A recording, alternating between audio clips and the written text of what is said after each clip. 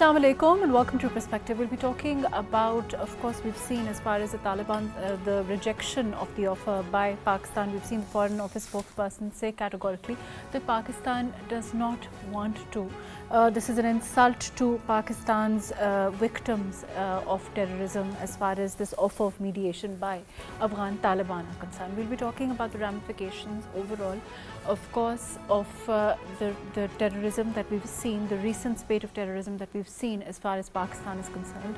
Of course, our efforts at this time to deal with this terrorism, and of course the government's strong stance against terrorism that is coming from anywhere across the border.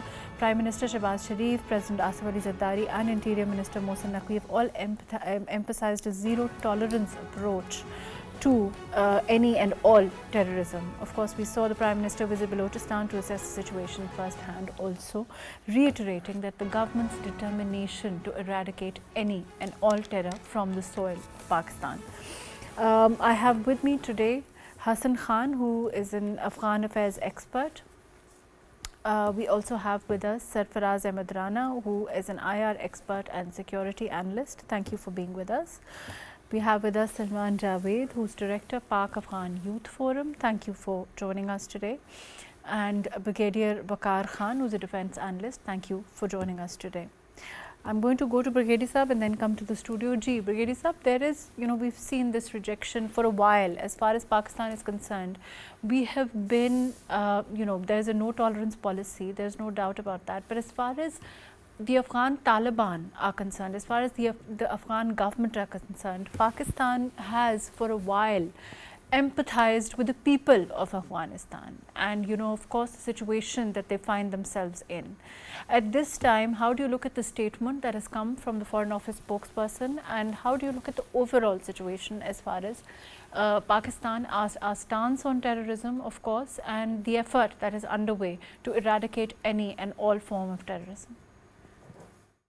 I think if it is based on solid information with the Afghan Foreign Office, then one can definitely believe in it.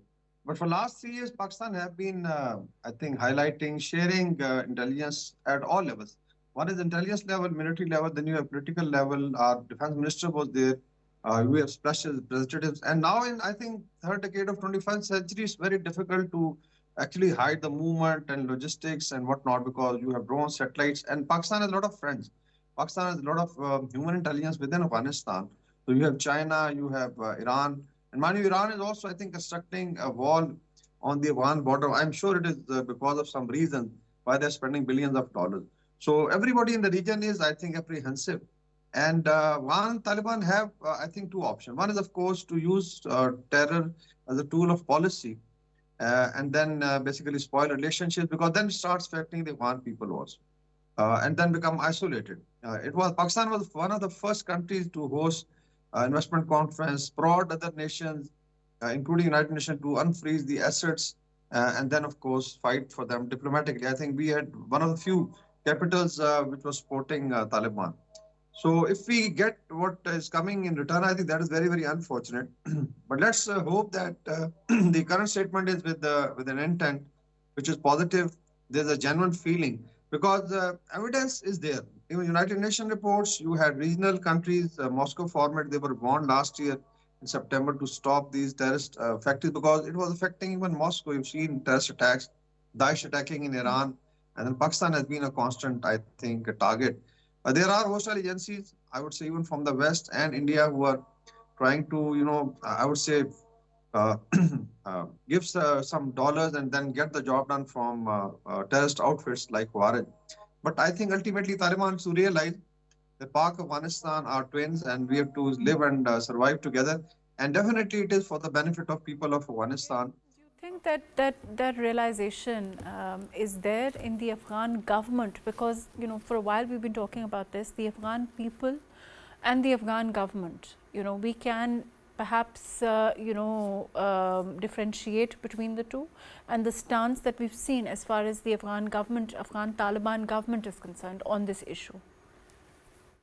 Definitely, when Pakistan deals with Afghanistan, we have to look at 40 million people, half of them women, which are, I think, as per the new laws of Ministry of Vice and Virtue, are literally shut down in their houses. They can't go to schools, and there's a lot of hue and cry. But unfortunately, on the other side, if you look at the funds which are coming, despite sanction, as per Cigar report, $17 billion plus have been already released to Taliban via different means, in for different reasons. But I'm sure some of it is going for terrorism. So international community also needs to put their foot down. But Pakistan is dealing with them definitely. We are looking at transit trade. We are looking at grain supplies. In terms of some emergency like COVID, we open the door. So we can't, I think, isolate the Afghan people. Yes, we have to deal with the government sitting in Kabul, and there is internal pressure. If you look at, Ahmed Shah Massoud's son's interview recently in the American media, he said that I think 14 to 17 provinces are in revolt. So they're finding it very difficult to govern. So you're right. Let me go to Sarfaraz Sahab here. Sarfaraz Sahab, can you hear me? Sarfaraz Sahab, there is, we've seen as far as Brigadier Sahab is concerned, he's saying that there is a difference, and we've seen that the Afghan people, of course, suffer. Whether if we look at the Americans leaving the way that they did, and then we've seen the aftermath as far as the hunger there is concerned overall. But in terms of them, the sincerity of the Afghan government in clamping down on the terror that is coming from there, how do you look at that? Yes, of course, there is no doubt about it that the people, as far as the Afghan people are concerned, they are going through, and they have been going through, not just now. I mean, there is a history of suffering of the Afghan people. But again, it's the Afghan government. Currently, I mean, the Afghan regime, they have to look after certain thing, and they have to ensure that their people, the people do not suffer. So you're saying that the onus, of course, comes on the Afghan government. Afghan government, yes, of course. And do you think that how would you, are they sincere, or is it the inability? Is it their inability to deal with terror that is coming from there, or is it about I have a different perspective, and I have a different view. Like, it's not about ability to deliver, or it's not about that they are not sincere. There is something wrong with their approach. Okay. I mean, they are just trying to live in a 21st century by using the Stone Age mindset. I mean, shutting down the education, shutting down the education, and also, there is another important thing, education of women, and also, they have certain problems to adopt to the modern realities, to live. And also, they have made certain promises to the international community in Doha, the round of, those dialogue, and they ensured the international community, including United States of America and Pakistan, that they would not let the Afghan soil be used against any kind of terrorism in any form. And I'm doubtful that they are, so far meeting those commitments and requirements which they have made, in Doha rounds of dialogue. So of course, the onus of responsibility is entirely upon the shoulder of the current government, which is running the governmental affairs in Afghanistan. Fair enough. Let me go to Salman Sahab. Salman Sahab, can you hear me? There's a Salman Sahab. Ji, I can hear you. There is, I hope you heard what Sarfaraz Sahab here is saying. He's talking about a difference in approach as far as the Afghan Taliban is concerned. As far as our own, regardless whether it's inability, whether it's insincerity, whatever one may call it, the question is that Pakistan can and will, cannot and will not allow, their soil to be used as a weapon, of terrorism against Pakistan. We also have a history of fighting against terrorism. We also have a history of suffering because of terrorism. And in terms of, of course, we saw the statements come in from the Prime Minister, the COAS, the Interior Minister. How do you see the way forward for Pakistan? Let's talk about that. Pakistan is very clear, like Brigadier Sahab has mentioned already, that Pakistan has spent almost every avenue to reach out to Afghan current government, Afghan interim government, We have sent delegations over delegations. There were two delegations being sent by the Pakistani government, which were led by the politicians. Then there was a delegation which was led by Mufti Taqi Usmani of the scholars. Then there was other multi-track diplomacy which was carried out. Then before that, our national security advisor, two of our high-profile ministers, one of them was Minister of Defense, the other was Minister of the Foreign Minister. Then your intelligence chief. They all visited Afghan interim government. They met their high-profile officials, their prime minister even. But the response from the Afghan government is not very healthy. And because of that, there is now a sense which is prevailing in the Pakistani policymaking circles that, look, we have tried everything, every avenue, every communication channel, but if the Afghan government is not ready, the Afghan interim government is not ready to listen to us, and if they are not ready to, uh, see towards these things which are in terms of terrorism or some other issues as well, then Pakistan will have to put it foot down. And that is exactly what Pakistan is doing now. The statement of the Foreign Office is also a depiction of that we will not sit with the terrorists because we tried that before. We allowed the Afghan interim government to mediate between us and that group, but unfortunately their demands were quite unrealistic. Their wish list was something which was very insulting towards the state of Pakistan per se.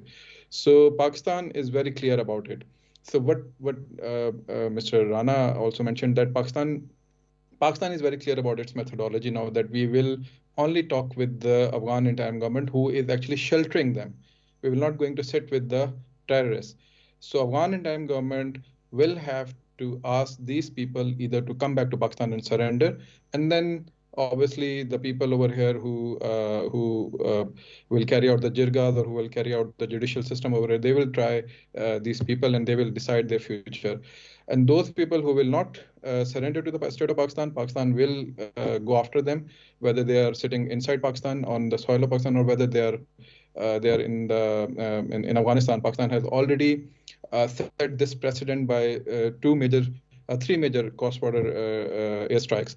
So this is the kind of message that Pakistan has already given. So it's now Afghan interim government's responsibility to respond to these challenges. Let me go to Hassan Khan. Ji, Hassan, can you hear me? Yeah, I'm hearing. Ji, Hassan, what Salman Saab is saying is that, there is now, it is a responsibility, and I think we all agree across the board that it is the responsibility of the Afghan government to ensure that their soil is not used. And, in terms of the measures that we take henceforth, how do you look at this offer of mediation, which we have categorically rejected?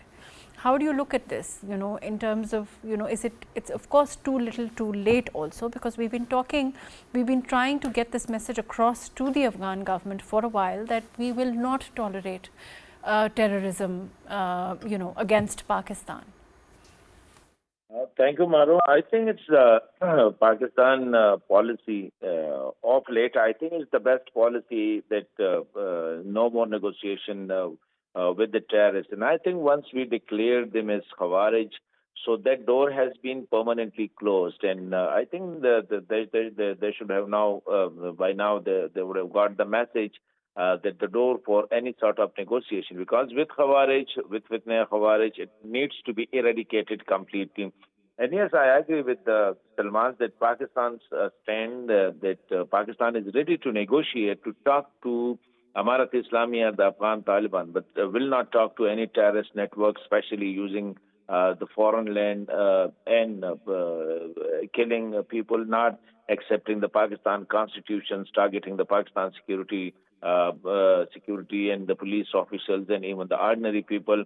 So I think this policy needs to be continued, because historically, if we look at the agreements, I think the talks every time committed with the terrorist networks, most of the time after each operation. So I think that that ended in the benefit of the terrorists. And the recent negotiations, which was conducted by the previous administrations, I think now we are facing the brunt now, because opening the opening the talks and negotiating with them, and we not only released I think scores of hardcore terrorists from various prisons under the presidential pardon.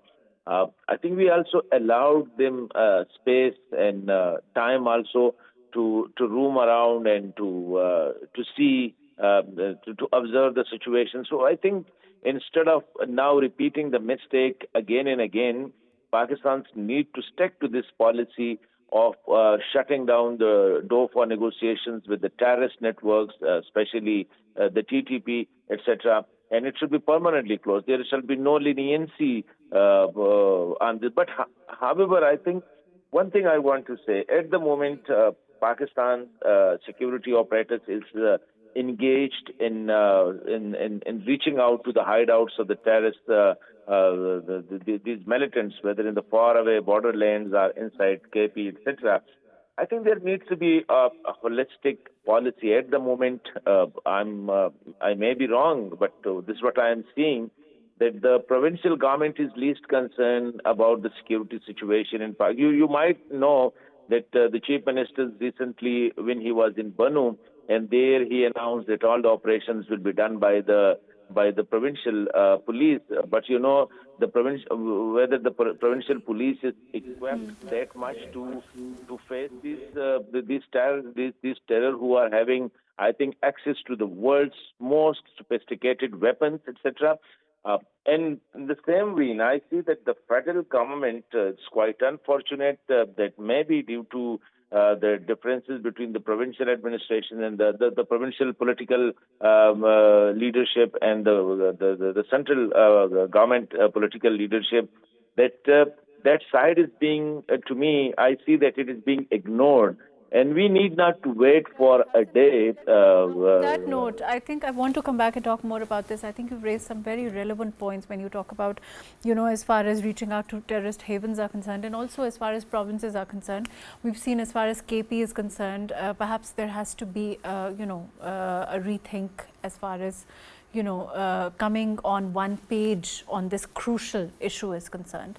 Let's talk about that. We'll come back and take after a short break. Please stay with us.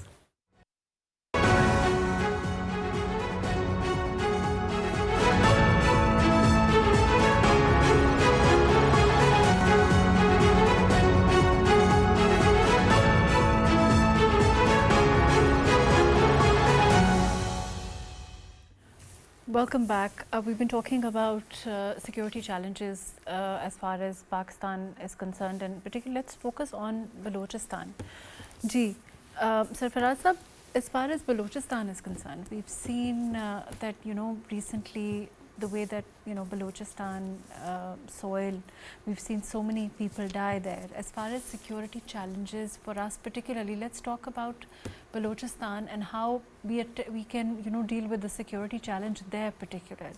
Yeah, before I answer your question, I would like to definitely condemn those barbaric and coward attack on very poor, impoverished and that segment of people in Baluchistan.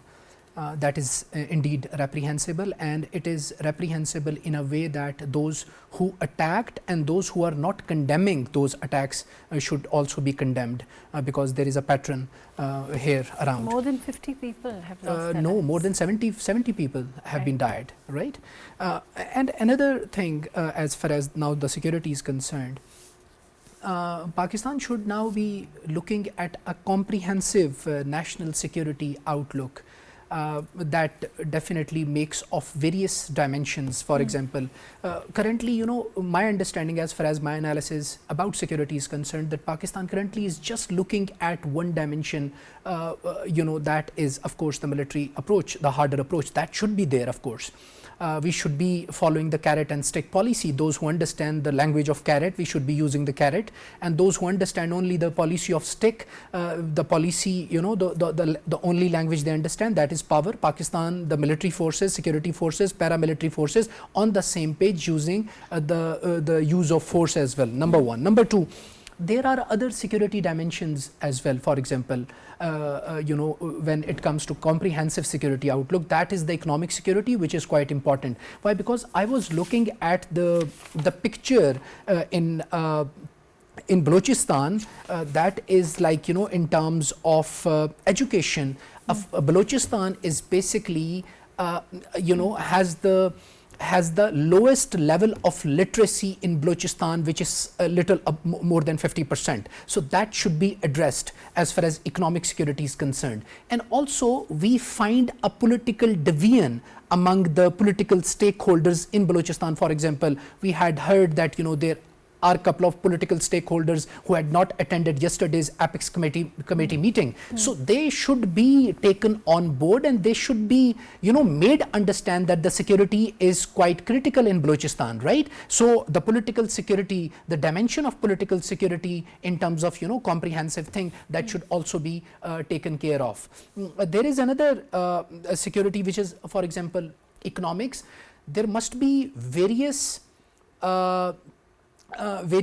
for example, vocational training institute that must be, of course, China and Pakistan as part of CPAC, they have been opening various universities, various vocational training institutes, schools and colleges to empower the Baloch youth, right? Why? Because there is another surprising statistics and number, that is that Baloch, in terms of, provincial statistics, Balochistan has one of the youngest population in the province, which is 75%. So of course, if the state of Pakistan is not engaging the society, and especially the young part of society, that is problematic. So state of Pakistan has also paid some attention on this part as well. There is another good thing, just a few seconds, right? That is that the state of Pakistan now have decided, yesterday government has basically declared that they are going to double the share of Balochistan in NFC. That is, I think, a good way to start with. Let me come back to you on that. Brigadier Sahab, can you hear me? Yes, I can hear you. Brigadier Sahab, there is, of course, the NFC award increase there as far as the share of Balochistan is concerned is a great, it's a great measure, it's a great step. But as far as the National Action Plan is concerned, particularly with regard to Balochistan, if we look at the points, the 20 original points, do you think perhaps there needs to be a revisit there also? Yeah, I think one is, before coming to that, is we also should understand the demographics, very important factor. Although it's Balochistan, but almost 42% are Pashtuns, and there's very less problem there. If you look at the north, basically it's an agriculture belt, Quetta northwards, and then you have Chaman, etc. And then you have, basically southern, central, and basically western Afghanistan, western Balochistan. Then again, there are two large groups, Brahmis and Baloch. Generally in Brahmi, basically community, if you divide it in that sense, there's very less trouble. So within Baloch, there are a few splinter groups within two tribes, or you can say three, Maris and Buktis. But you have, the chief minister is Bukti, Sarfaraz Bukti Sahab, and then you have, basically Brahmda Bukti sitting outside and controlling, terrorist organizations. So this is a kind of, the total cadre is not more than, I think, 2,500, keeps on varying. So this is the total threat. Main thing, I think, as was highlighted, is the, youth of Balochistan. And there have been initiatives by the military and by the government of Balochistan, right from Aghaze, Kuge, Balochistan. And it has been, especially CPEC's, initial phase, opening, like, you can now travel from Karachi to Gwadar on a very good road. There was electricity problem, which is being resolved, water.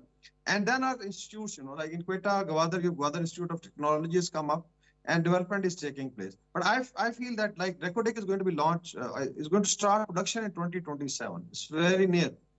So it means there should be stake of Balochistan, Baloch people and the youth in that. So you have to do capacity building. And for next generation plan, I think, especially for Balochistan, like we heard that there were, I think, 35 officers which were not available, were posted from the federal government, because maybe people were reluctant. They had to be filled. Then, of course, the security has to be ensured.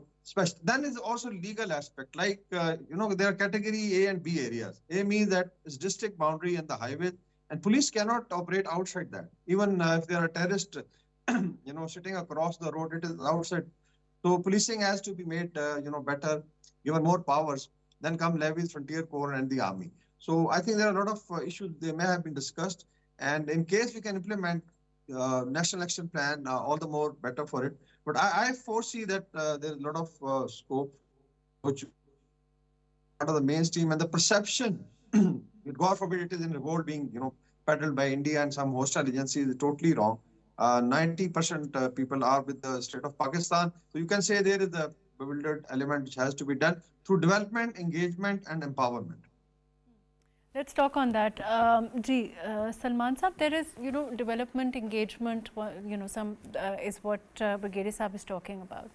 Do you think that we are now, of course, the government is now inclined to take more steps as far as engagement is concerned, development is concerned, in terms of, Baluchistan particularly, because it is, and as far as India is concerned, as far as the soil of, Afghanistan also we've seen, it is more vulnerable as in, to terror attacks. We have to acknowledge that, and when we look at the National Action Plan, again, I want to talk about that also, that whether those original 20 points need to be revamped, or do you think that they were themselves sufficient enough, and implementation needs to be looked at?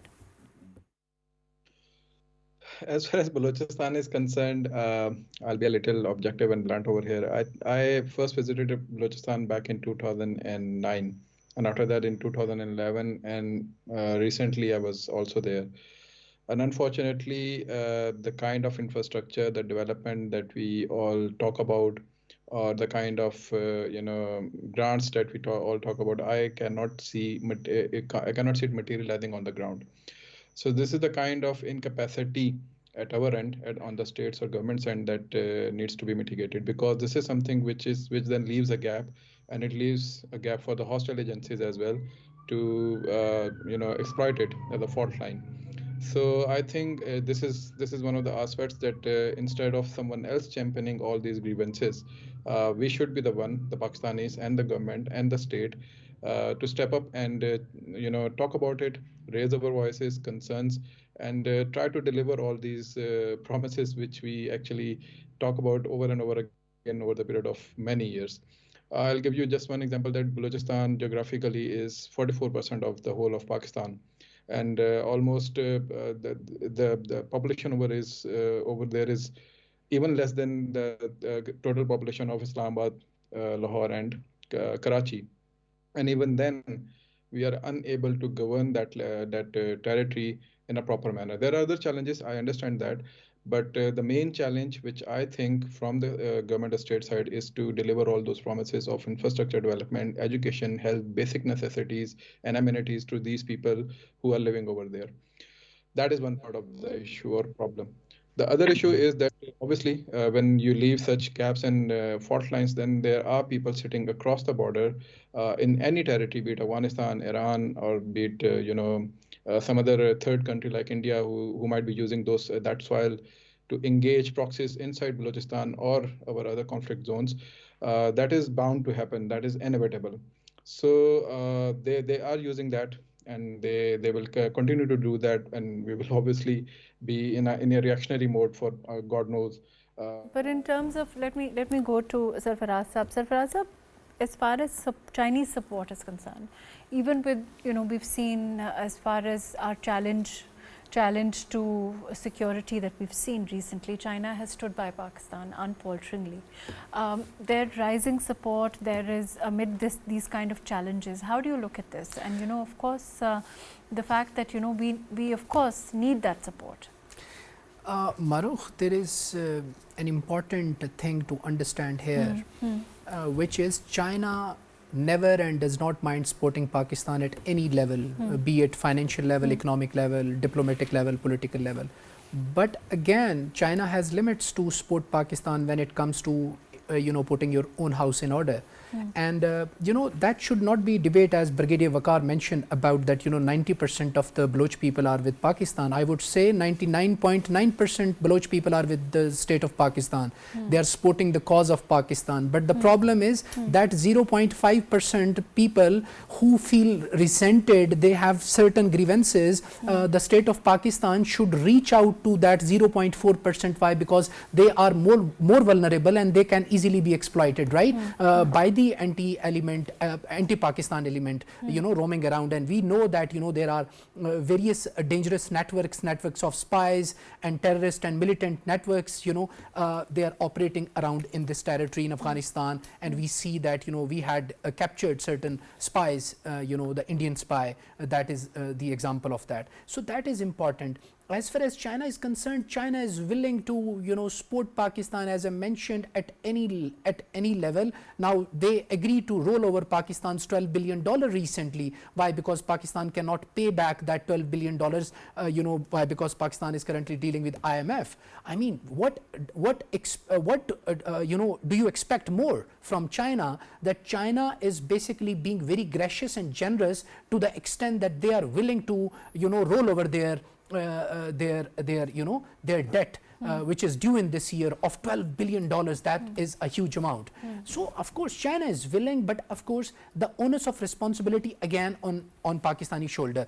I would say that Pakistan, the state of Pakistan, that is a big responsibility on the shoulder of the state of Pakistan, that Pakistan should go out, especially to those quarters who are willing to speak, who are willing to negotiate with who are willing to surrender to the state of Pakistan, right? Those who are not willing to surrender, those who are not willing to, come down, for leaving their, hideouts in the Baluchistan mountains, Pakistan should be using the harder approach, the only approach they understand, that is of course the use of force. So that's very clear, Mahrukh. But do you see now, let me go to Brigadier Sahib. Brigadier Sahib, do you see that there is, now, as far as our stance on terrorism is concerned, we've always had a no tolerance policy. In terms of how it has changed, could you comment on that in the recent, now, as opposed to perhaps, 3 years ago? I think policy has been consistent. If you look at this year, we had major surrenders by two group leaders. One was Gulzar Imam Shambe, and then was Sarfaraz Bungalzi. They were very hardcore, but when they agreed, because there was definitely an understanding that instead of fighting, they should join the mainstream, and state then definitely put a hand on their heads. Then is of course related to what can be done within Baluchistan. One is, of course, as mentioned, that those who do not surrender, especially the kind of heinous attacks that we have seen. And there are reasons also. I think we missed it out that this year we have an SCO conference, was I think mentioned in the Apex Committee later on by the Interior Minister also. Then CPEC 2 is being launched, Recordex. So there are hostile powers who would like, this area to be destabilized. We have to strengthen the borders also. And then, of course, engage with those who would like to surrender. And then take on those who would like to fight. And it's not very difficult. The only thing is, at time like Mahrukh took this case, went to Norway, got funding, came back, and then created this entire, I would say, tried to create chaos in 2 or 3 districts. So that we also have to deal it through media, through education and engagement at the university, through social media campaigns and programs as we are doing. And I think by and large, Baloch, use is very future. Ji. Salman Sahib, your quick comments. Unfortunately, we're running out of time, but I'd like your concluding comments on overall the situation at this time and our efforts again. Quickly, I can just conclude on the note that Pakistan is obviously is a resilient nation. So come what may, whosoever it is, and wherever they are sitting, they need to have this message. They need to get this message that Pakistan will not subdue or bow down to their efforts or their elements. So I think they need to understand this message and come down to the issue that they should surrender to Pakistan, come down into the mainstream of Pakistan, and then let Pakistan's judicial system decide their future. Thank you so much for being with us. Brigadier Retired Waqar Khan, thank you for joining us. Sarfaraz Ahmed, Rana, thank you for being with us. Salman Javed, thank you for joining us today. Hassan Khan, thank you for your time. Pakistan state can and will not tolerate any terrorism against Pakistan, of course, and also the soil of any country to be used as a weapon of terror against Pakistan. There's no doubt about that. We stand in solidarity with all those who lost their lives in Baluchistan and continue to fight valiantly for Pakistan and we know that as a state, Pakistan and its army, its government, will leave no stone unturned to ensure that the country is secure and that we meet all security challenges that confront Pakistan. We are, like it was said, a resilient nation, and we are a nation that has fought against, has a long history of fighting successfully against terrorism. Thank you so much for joining us today on Perspective.